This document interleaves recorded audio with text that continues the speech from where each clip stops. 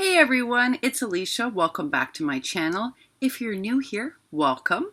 Welcome to Hoplup Land of Craftiness. I am still here in the Holy Land for the next little while, not for too much longer, and we are in the midst of our Altered Ephemera or Treat Bag or Shape Tag Challenge. And in fact, that closes very shortly. But I do have a couple more entries to pick up tomorrow, folks. Did you see Miss Susan Althouse's shabby entry? Shabby chic, folks. Shabby fabulous, if you ask me. I was so excited to get that entry. Today was Maggie Day here on this channel. Oh yes, I had my Maggie Holmes glasses on as I was making, and I was just rocking and rolling. Unfortunately, I had to put the brakes on because we had some adulting to do. But I'm now home. It is late. It's 11 p.m. here in the Holy Land, but I'm back in my painting pajama. This is now officially the painting pajama. It's covered in gold. Folks, I think I'm leaving this one behind in the Holy Land. It's not coming home with me. I need the room in the suitcase, plus it's in rough shape, folks. Oh yeah, no amount of laundering is going to save this thing at this point. But now that's what I wear when I paint. If I have to paint or do gilding or things that are super messy, this is what I put on. Well, it was Maggie Day. I showed you some of the simple cards I was making, and I promised to come on tonight and show you some of the other things I was working on. And I'm excited to show you a couple of them. And Cruz, I'm showing you one that's a failed one, just so you can see, just as promised. All right, folks, I had all sorts of fun today making these little mini canvases, Maggie Holmes canvases. This was a task of joy to create. And I did buy real canvases. You can here at the dollar store haul less expensive ones that aren't real canvas, but I really love them. And I love on the back, it says title, it says medium or materials, date, and then the artist signature. I think it's a nice little touch to send to people for their little crafty room. But folks, look how judicious. This is so not like me. So not like me. Look. Now you can't see on my crappy camera. Those of you who aren't familiar with this collection from Maggie Holmes, this is all glittery, this is all glittery, this is all glittery. And I'm telling you that because I'm going to ask you to weigh in on something really important. I've made a whole bunch of these. They're all very different. This one is for, if you watch her channel, you know who this is for. Someone that I need to send a package to. This is her favorite piece of ephemera or her favorite image from this collection. So thank you, Kathy Catso Create, by the way. It is thanks to you that I have these pieces. So what I did, folks, was I took a canvas and I sprayed it with both a neon pink and a gilded gold. Although on my crappy camera, you can barely see the gold. But in real life, folks, this is quite gilded in the back. And then on top of that, I layered a piece of glassine, gold glassine, cracked glassine, that I thicked up on that press board so it's dimensional. And then I layered this on top of that, thicked up on that board so it's again dimensional. This is quite dimensional. And then did it again for this particular piece that says Love You, which is also gilded up. And behind all that, I layered on a piece of tulle to give it that kind of cheesecloth dimension. Only this tulle has little gemmies built in, so it also adds a little razzle dazzle. So there's sparkle here, sparkle here, sparkle here, glassine, and then some gemmies. So that's why I didn't add any gemmies to this particular one. Some of the others do have gemmies because it's less, each one is different, folks. I didn't use the same technique for all of the ones I created. But for this particular one, I feel like I should just leave it as is. I'd like you to weigh in. What do you think? Would you add some enamel dots or gemmies to this? Or is it just nice and clean and simple the way it is? Let me know what you think. But these were fun to create, folks. I first got the idea, this is not my original idea, not to make the mini canvases. That came from Liz Russell. And Liz's are very different. I'm going to see if I can find that video to link down below. But it gave me the idea to make mini canvases and all sorts of ideas and inspiration. And so I made a whole slew of these for rack today. And they were so much fun to make. And each one is really different. This one's super precise and very judicious, because of the person that it's going to. So let me know what you think about the gemmy enamel dot and what I should do about that situation, keeping in mind that it's already very gilded. So it's a little blingy to begin with. Plus there's bling in the tulle that's behind there that looks like cheesecloth. All right, so that's one of the things I was working on. These little vellum ephemeras are another, and I love these. So these were inspired by Cruz. Yes, our very own Crafting Con Cruz. She's a big fan of Ara from the Paper Treasury, and as you know, Ara is no longer doing tutorials. Again, I say a huge loss to this community. I get it, Ara, but it's a huge loss. And Ara uses a lot of vinyl, vellum, acetate in her projects. So I innovated this idea, keeping in mind Ara's aesthetic. So meaning I haven't seen anything like this. I haven't gone looking though either, in fairness. Maybe someone's done this already. I don't know. But I haven't gone looking for it on Instagram or on YouTube or even throughout the Paper Treasury. I just sort of decided, oh, Ara, uses a lot of interesting materials. Why don't you use your holographic vellum to make these? That's really what I did. So basically it's ticket ephemera. It's like tickets, but you wouldn't know that because it's on this holographic vellum. Then I took a piece from the Flourish collection, 2 tickets from the Flourish collection. I gilded them up using that spray technique. They look really cute done like that. I layered over that another ticket. This one is from the craft show. I picked that on purpose because I thought it was cute and it matches what we do. I don't know where I got this deer from, but it was in my stash, so I used it. And a little Willow Lane house, dimensional house. And then I cut apart Dreams Are for Chasing and thicked it up and layered it. And I distressed all the way around it so it matched the holographic colors. And I layered that up so it's dimensional, as you can see. And that's it, folks. Now, again, I couldn't decide if I should add a gemmy or an enamel dot. If I had stickles here, I would probably use it because it would match the gildedness, but I don't. And the glue that I use, that sort of mixture that I create, doesn't really give me a fine enough point. So I'm asking you, what would you add? Now, I've made sets of these. Some of them do have string, some of them do have wire, some of them do have things that add extra texture. This is probably my most simple one, but I wanted to show it to you. What could I add to this that would make it even more dynamic? Some of them have corrugated cardboard. I mean, they're all different, folks. This is probably the cleanest one that I made.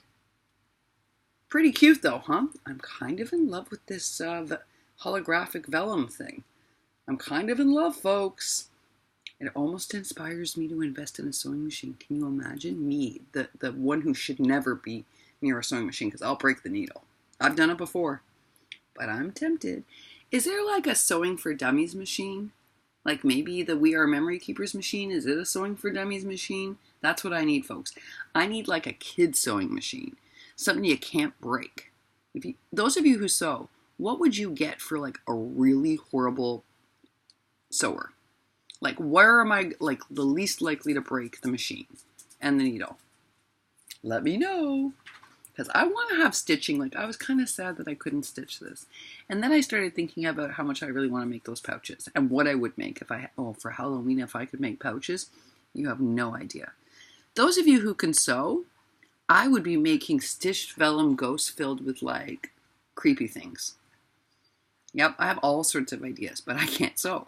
And I tried hand sewing it and it does not look the same, folks. No. Anyway, let me know what you think. What should I add? Should I add a gemmy? What should I do? Because I'm in love with these, but I want to be really judicious also. And because I love them so much, I don't want to overdo it. I'm not showing you some of the other ones because I'm more certain about those. It's these more simple ones. I'm wondering, do they need something else? Let me know. I'm loving these. So now I'll show you something else I innovated. You know how I was struggling with those thin crepe paper? Not the super thick one, not the DT one, but that super thin one I hauled from the dollar store. Yeah, well, I told you I'm stubborn, right? So I got it to work finally, folks, but it was a lot of work. And I mean a lot. And then what I did was, not that you can tell in this crappy cameras, I glittered it up as usual. But then I decided to do this gilding on it. And folks, I gotta tell you something. This looks so pretty. When you layer this up and use it, oh, it looks fantastic. Especially the purple ones, beautiful. So, you know, this is Alicia's invention, something Alicia came up with as far as she knows. And I've made a whole bunch of layered ones as part of the rack. But if you've got misting sprays or you've got paint you can put into a sprayer for the holidays, folks, this looks really cute. It takes the rosette up a notch. I'm telling you, it does. It takes it up a notch. You may want to fool around with this. I found it worked really well, which is why I'm sharing it with you. And you know what, folks? I mean, for mine, what I did was I took some gilded paint and I like watered it down a bit and just until I got it to the right consistency and just put it into one of those little spray bottles that you get at the dollar store. Worked perfectly well, folks. Really cute. So that was another thing. Now I'm going to show you a failed attempt. Are you ready, Cruz? Are you watching? Do-do-do-do! Okay. So I should have watched Lily's tutorial. I've watched every other tutorial. Why not this one? I'll tell you why. Because Alicia normally gets the wire at the DT, at the Dollar Tree. And I don't have any problem using that wire to make words. I know because I've done it many times. I don't even need to use the jewelry pliers. I can do it. The wire is stiffer. This wire's like butter. Oh, I thought that'd make it easier. No, folks, it makes it 10 times harder. This is as nice as I can get my cursive right now. And clearly this is not good enough. So for those of you who have worked with softer wire, I need some advice. I'm going to watch Crafting with Liller's video. Maybe there's a tip or 5 that will save me. But seriously, folks, like this is so bendy. I'll show you. Watch. Ready? Cruz, you watching? Durr, durr. Yeah. You see? It's too bendy. That's the problem. So, like, it doesn't set properly the way that the DT ones do, or at least not for me. So if any of you have had experience with this soft wire and creating cursive letters, and you can give me some advice, I'd really appreciate it because I want to make these. Look, after I found it so frustrating, I needed to do something to amuse myself. So I'm like, what would it look like shabby if I did pasteline, which I'm not going to do in this way. I was just fooling around. But I was like trying to figure out how to do this better because I have all sorts of words in my head that I want to make as ephemera to include as goodies for my collabs that I'm working on. And right now, we're just not friends. And if I don't get any better at this, I'm going to have to ditch this as one of the things I'm working on. So if you have advice on how to work with buttery wire, please share. But you see, Cruz, not everything I make is beautiful. This is not bootiful, it's just boo. So you see, not every prototype turns out, folks. That's why we do them. You know, sometimes I make things 3 times before I do the real thing until I work out the kinks. And this clearly is going to need to be made several times before it becomes something that I would actually send out. I would not even normally show you this, except that Cruz is like, everything Alicia makes is beautiful. No. See? Not beautiful. But I did have a fun day, folks. I did. And I did work out that I cannot work on shabby, Halloween, Maggie, clean, all at one time. My brain needs to work on one at a time. So today was Maggie Day. Happy Maggie Day, folks. And I was rocking and rolling. And I wish I did not have to put on the brakes to do adulting because I was on a roll, I tell you. You know, like when you're making and everything's just working? I was happy, and everything was going, and it was amazing, and it was a great kind of synergy, and I was like, yay! And then my alarm went off, and it's like, no, it's adulting time. Yeah, super sucked, but now I'm back, and the husband's out with friends, and yes, it's late, it's after 11, but I can maybe get another few hours in. So I'm heading back to Maggie land, and I'm going to do some more making, and I'm going to watch your videos. I see Mr. Bones is finally in his camper. So I'm excited to see what Susan did. I'm really excited. Susan is also part of Heather's Halloween collab, and so am I. Yep, folks, I took on a second Halloween collab. I have had a blast doing these projects for Crafty Michelle. And when Heather was like so well organized and listed out all of her items, I just had to think about whether I could do it while working on my swap for Carmen. And I decided that if I was very organized about it, I could do it. It just means I have to be super organized, especially now that the brother-in-law is visiting. Oh, yes. But I'm pretty good at sticking to a schedule, so I feel confident that it's not going to be an issue. And in fact, tomorrow is Halloween making day. Today was Maggie Day, tomorrow's Halloween making day. Super fun, folks. So I'm going to go back in there into Maggie Land and do some more making. But please let me know what you think. What do I need to add anything here? And what can I add to this beauty to make it better? I always appreciate your support and I love your feedback. You know, guys, when you help me out with those glassine envelopes, they got a whopping load better. So don't be shy to say, hey, Alicia, this is what I think. I'm always open to feedback, especially when it comes to making. I think that it's always nice to have the community weigh in and say what you think. Because, you know, we really do want to be the best makers we can be. And clean and precise is not my thing. We know that. So I'm working real hard at this. So any advice from you folks is very welcome. Thank you so much for stopping by. Thanks for spending some more time with me. Thanks for always cheering me on as I muddle my way through things like boo, boo. And thanks always for giving of your time and your comments to me. I know I have a ton to catch up on, which is what I'm going to do when I take my crafty break. All right, folks. Happy Monday to you. I hope that you do a little making. I know we have a bunch of sick kids already. It's only the first week back at school. I know Sabrina's daughter, Katie's been sick. I know Cruz's son was sick. I hope they're both feeling better. And we're likely to see a lot more sick kids in the next couple of weeks. Funny thing about school, folks, the second you go back, all the kids get sick. It's just the way it is. And then they'll build up their immunity again, right? It's like all those germs congregating in one building. So I hope all of the kids feel better. And I hope everyone had an amazing Monday. And I will see you all tomorrow.